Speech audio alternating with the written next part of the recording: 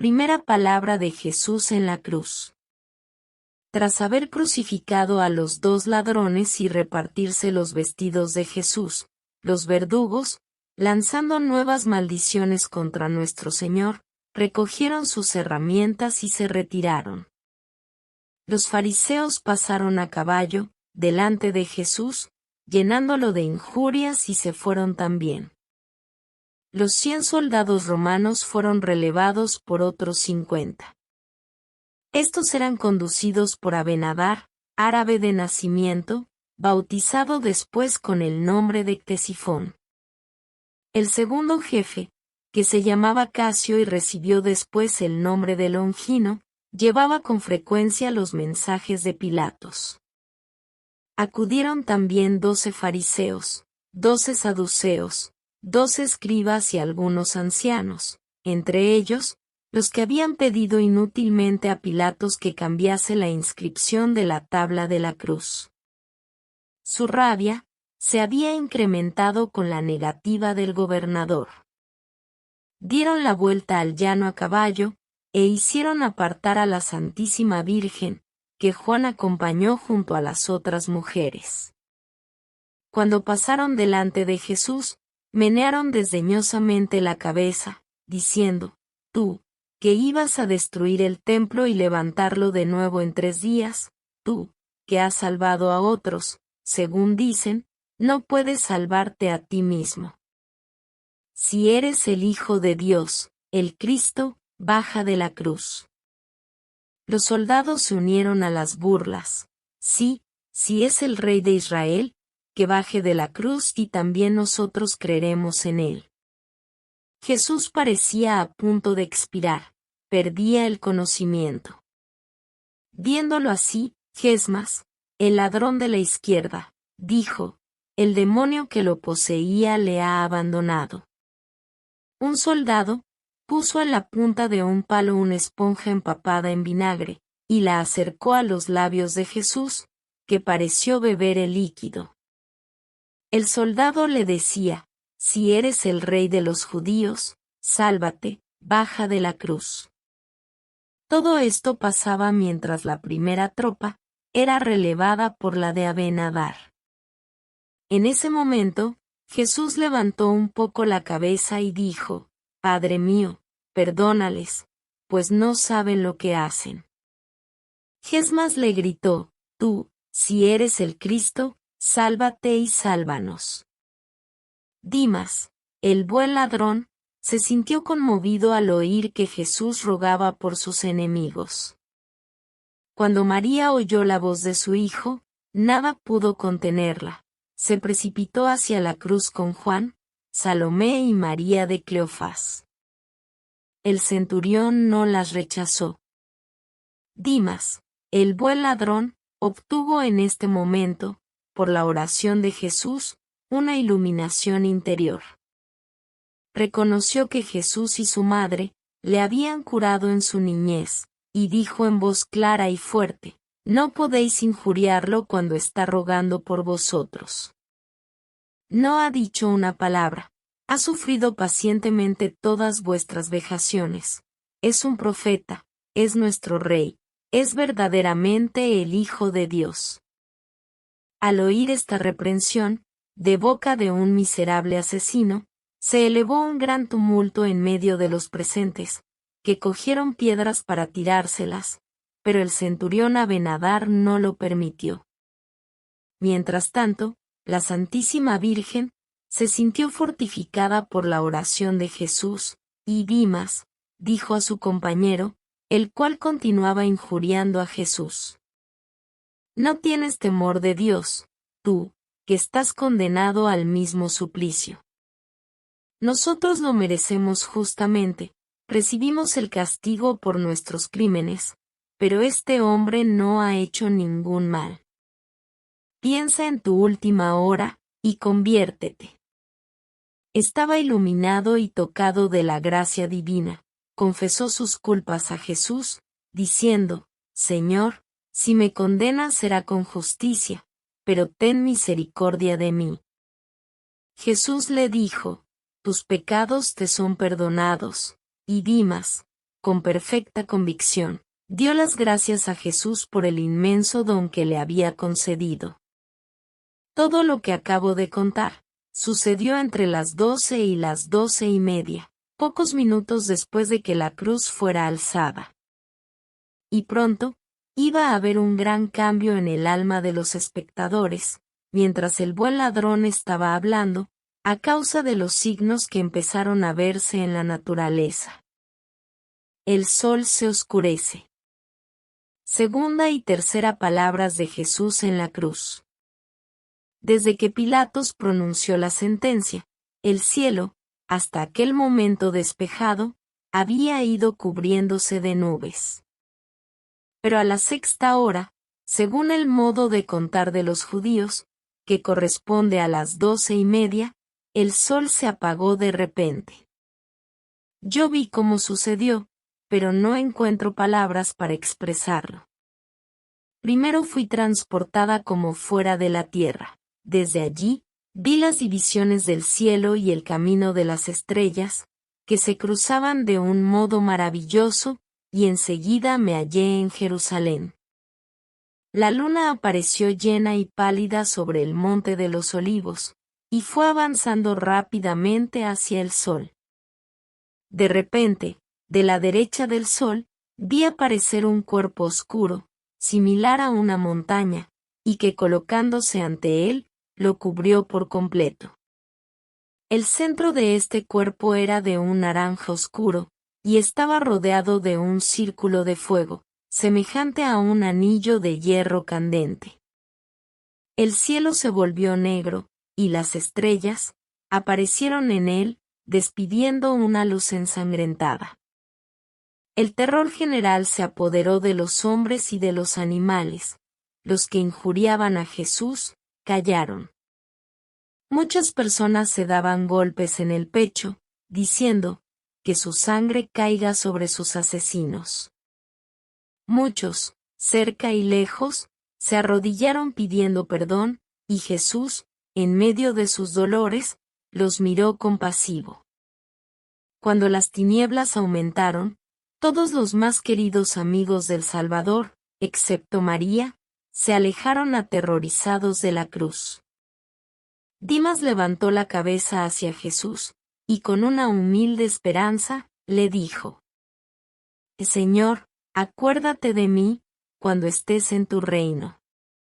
Jesús le respondió: En verdad te digo, que hoy estarás conmigo en el paraíso. La madre de Jesús, Magdalena, María de Cleofás y Juan, permanecían junto a la cruz de nuestro Señor, sin apartar la vista de él. María le pedía interiormente que la dejara morir con él.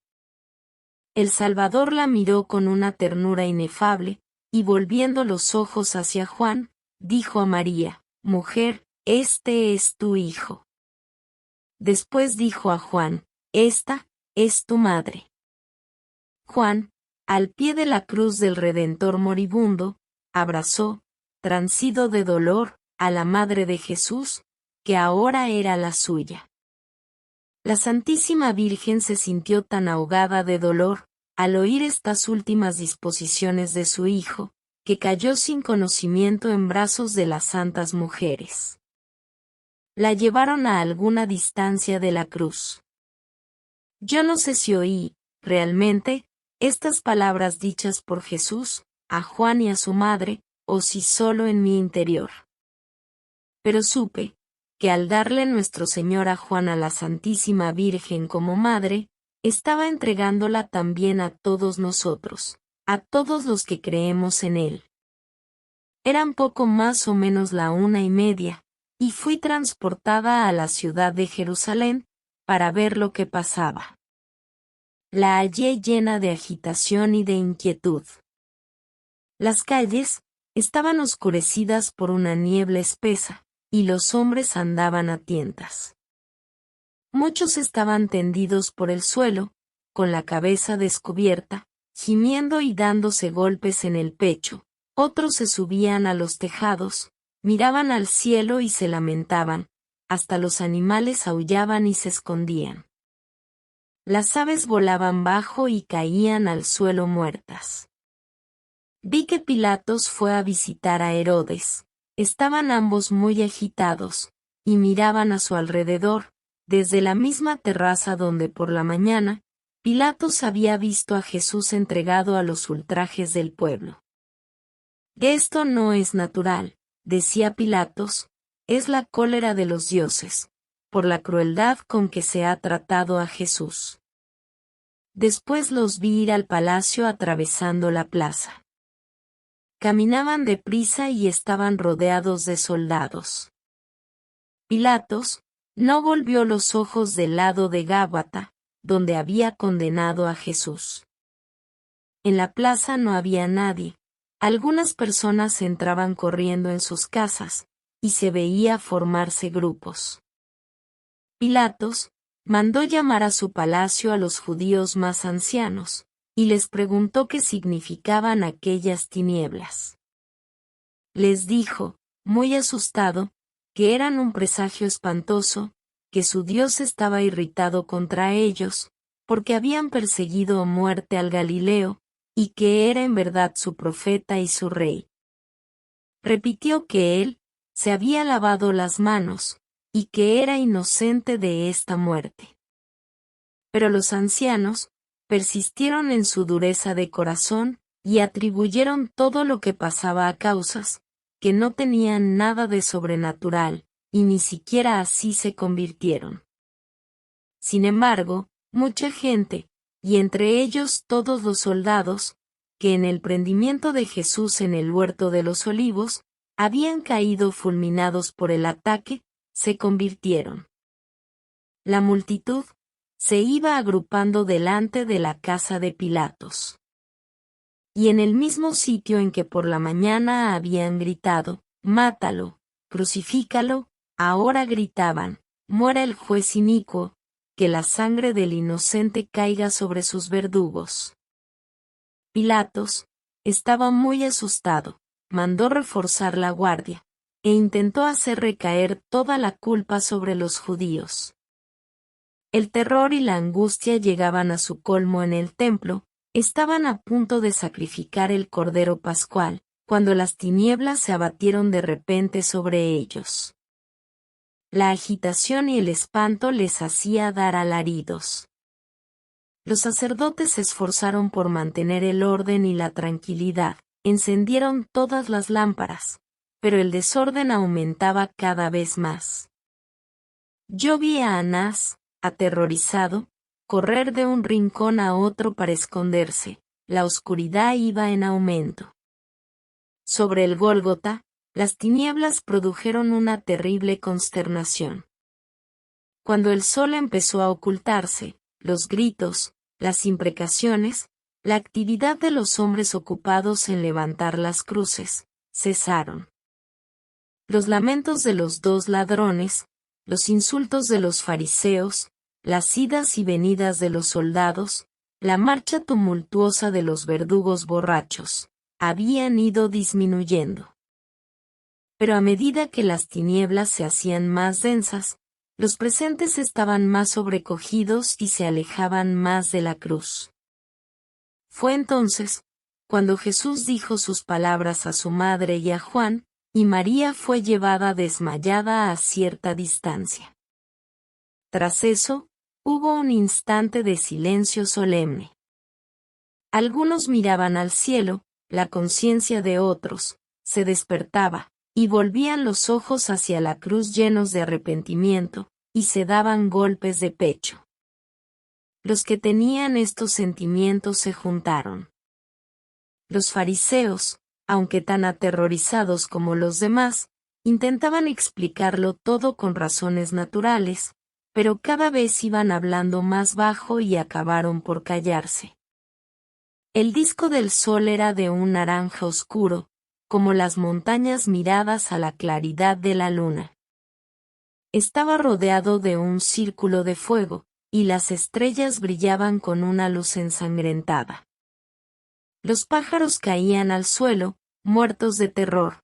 Las bestias temblaban y los caballos de los fariseos se apretaban estrechamente unos con otros. agachando la cabeza. Las tinieblas lo penetraron todo. Jesús se queda solo. Su cuarta palabra en la cruz.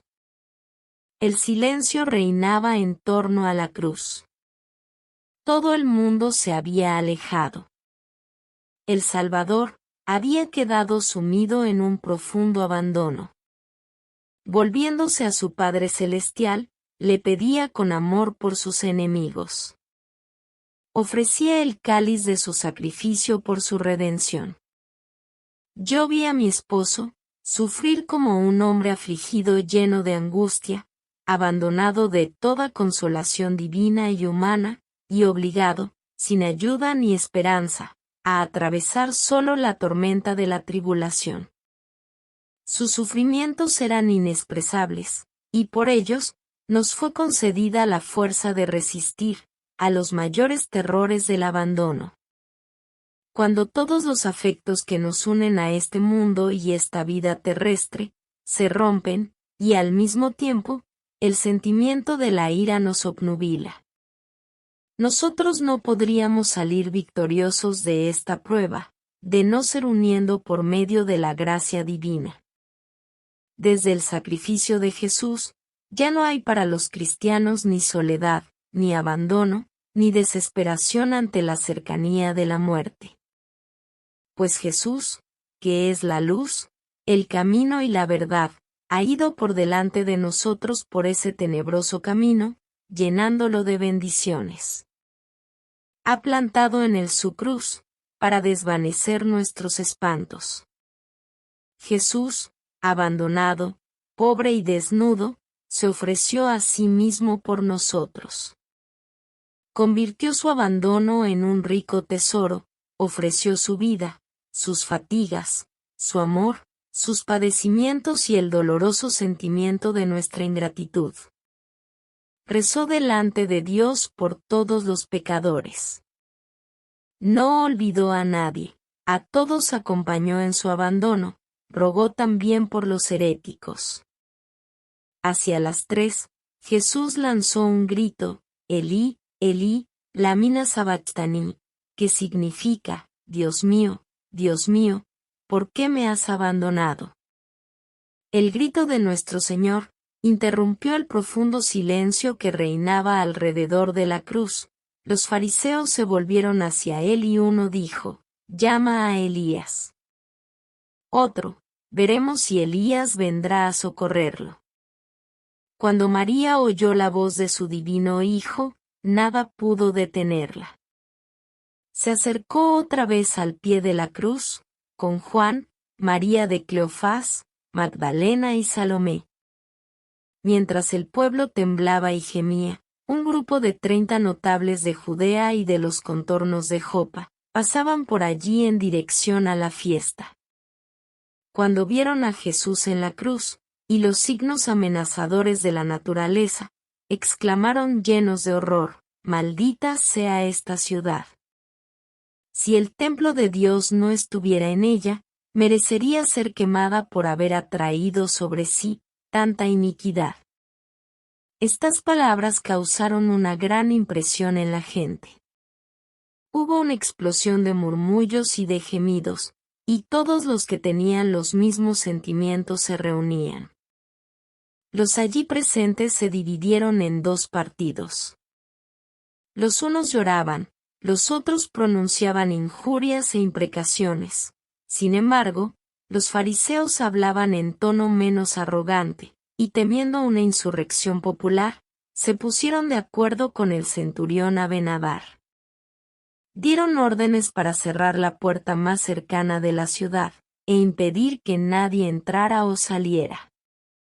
Al mismo tiempo, enviaron un mensaje a Pilatos y a Herodes, para pedir al primero 500 hombres, y al segundo sus guardias, para impedir una revuelta. Mientras tanto, el centurión Abenadar mantenía el orden, y también impedía los insultos contra Jesús, para no irritar más al pueblo. Poco después de las 3, el cielo empezó a abrirse, la luna fue alejándose del sol. El sol, apareció despojado de sus rayos, y envuelto en jirones de niebla roja. Poco a poco, comenzó a brillar de nuevo y las estrellas desaparecieron. Sin embargo, el cielo seguía cubierto. Los enemigos de Jesús fueron recobrando su arrogancia a medida que la luz volvía. Cuando dijeron, «Llama a Elías», Aben-Adar los mandó callar. La muerte de Jesús. Quinta, sexta y séptima palabras de Jesús en la cruz. A la pálida luz del sol, el cuerpo de Jesús se veía más lívido y pálido que antes, por la pérdida de sangre. Agonizaba, tenía la lengua seca. «Tengo sed», dijo. Y como sus amigos lo rodeaban, mirándolo apenados e impotentes, añadió, «¿Podríais haberme dado una gota de agua?». Ellos comprendieron que les estaba diciendo, que mientras duraban las tinieblas nadie se lo hubiera impedido. Juan, lleno de remordimientos, dijo, «Oh, Señor, te hemos olvidado». Jesús añadió otras palabras cuyo sentido era este: «Mis parientes y amigos debían olvidarme y no darme de beber, para que se cumpliera lo que está escrito». Pero ese olvido lo afligía mucho. Sus amigos, entonces, dieron dinero a los soldados para obtener permiso y darle un poco de agua. Ellos no se lo dieron, pero uno de ellos mojó una esponja en vinagre y hiel, y colocándola en la punta de una lanza, la puso delante de la boca del Señor. Entre otras palabras que Jesús dijo entonces, recuerdo estas: «Cuando mi voz no se oiga más, las bocas de los muertos hablarán». Algunos gritaron, «Blasfema todavía». Aben-Adar los mandó callar. La hora de nuestro Señor había llegado, la agonía había comenzado, y un sudor frío cubrió sus miembros. Juan estaba al pie de la cruz, y limpiaba los pies de Jesús con un paño. Magdalena, rota de dolor, se apoyaba contra la cruz por la parte de atrás. La Virgen Santísima estaba de pie, entre Jesús y el buen ladrón, y sostenida por Salomé y María de Cleofás, levantaba los ojos hacia su hijo agonizante. Entonces Jesús dijo, «Todo se ha cumplido». Después alzó la cabeza, y gritó con voz potente, «Padre mío, en tus manos encomiendo mi espíritu». Fue un grito a la vez suave y fuerte, que se oyó en el cielo y la tierra. Después de eso, nuestro Señor inclinó la cabeza y entregó su espíritu. Yo vi su alma, como una forma luminosa, penetrando en la tierra al pie de la cruz. Juan y las santas mujeres cayeron al suelo, cubriéndose la cara. El centurión Aben-Adar, de origen árabe, que bautizado más tarde se llamaba Ctesifón, estaba a caballo, cerca de donde estaba clavada la cruz. Miraba conmovido y fijamente la cara desfigurada de Jesús, coronada de espinas. El caballo, abatido y triste, mantenía la cabeza gacha, y Aben-Adar, cuya alma estaba trastornada, no recogió las riendas caídas. Cuando el Señor exhaló su último suspiro, la tierra tembló, y se partió el suelo de roca entre la cruz del Salvador y la cruz del mal ladrón. La lúgubre naturaleza dio testimonio, de una manera tremenda e inequívoca, de que Jesucristo era el Hijo de Dios. Todo se había cumplido. La tierra tembló cuando el alma de Jesús abandonó su cuerpo. Ella le reconoció como su Salvador, mientras el corazón de sus amigos era traspasado por una espada de dolor. La gracia iluminó a Aben-Adar. Su corazón duro se resquebrajó como el peñasco del Calvario. Arrojó la lanza, se dio un fuerte golpe en el pecho, y con la voz de un hombre nuevo, gritó: Bendito sea el Dios Todopoderoso, el Dios de Abraham, de Isaac y de Jacob. Este hombre era inocente, era verdaderamente el Hijo de Dios. Muchos soldados se convirtieron también al oír estas palabras de su jefe. Abenadar, convertido en un nuevo hombre desde ese momento, y habiendo rendido homenaje al Hijo de Dios, no quería seguir más al servicio de sus enemigos. Dio su caballo y su lanza a Casio, el segundo oficial llamado después Longino, que tomó el mando, dijo algunas palabras a los soldados, y bajó del Calvario. Se fue por el valle de Gión hacia las grutas del valle de Hinón, y anunció a los discípulos allí escondidos, la muerte del Señor. A continuación, se fue a la ciudad con intención de ver a Pilatos. También otras personas se convirtieron en el Calvario, entre ellos algunos fariseos, que habían llegado hacia el final. Mucha gente regresaba a casa dándose golpes de pecho y llorando. Otros rasgaban sus vestiduras, y se echaban polvo sobre los cabellos. Todos estaban llenos de miedo y espanto. Juan se levantó, y con algunas de las santas mujeres, se llevaron a la Santísima Madre a cierta distancia de la cruz. Cuando Jesús, el Dios de la vida y de la muerte, encomendó su alma humana a Dios, su Padre, y la muerte tomó posesión de él, su cuerpo sagrado se estremeció y se puso de un blanco lívido. Sus innumerables heridas, que habían sangrado profusamente, parecían manchas oscuras.